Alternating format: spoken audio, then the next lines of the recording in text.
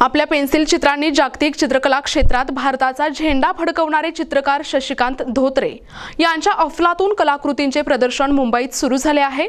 वरळी येथील प्रसिद्ध art and soul गॅलरीत या प्रदर्शनाचे भव्य उद्घाटन पार पडले। विशेष म्हणजे प्रदर्शनीच्या पहिल्याच दिवशी देशातील दिग्गज कलाप्रेमी उद्योगपतींनी 30% कलाकृतींची खरेदी करत धोत्रे यांच्या कलेला दाद दिली आहे।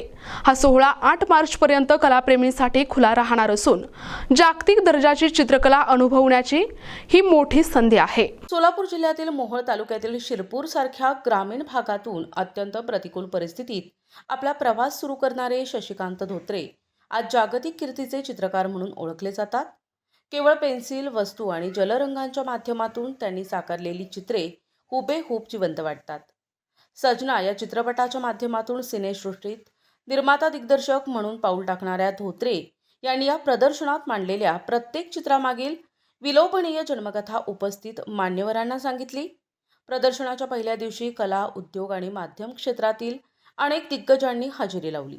यामध्ये पोस्टर बॉईज फेम चित्रपट निर्माते समीर पाटील, ज्येष्ठ संपादक आणि राजकीय विश्लेषक राजा माने, मातृभूमी प्रतिष्ठानचे संस्थापक संतोष ठोंबरे, प्रवरा मेडिकल ट्रस्टचे सल्लागार सचिन गोरडे पाटील यांच्यासह अनेक मान्यवरांचा समावेश होता। प्रदर्शनाला भेट देणाऱ्यांमध्ये मुरलीधर चव्हाण, उद्योजक कुंदन हुलावले, ब्रह्मा चट्टे आणि अभिनेत्री शीतल चव्हाण यांचाही समावेश होता। जागतिक आर्ट गॅलरीमध्ये मानाचे स्थान मिळविणाऱ्या धोत्रे यांच्या चित्रांनी मुंबईकर रसिक आणि उद्योजकांना भुरळ घातली आहे।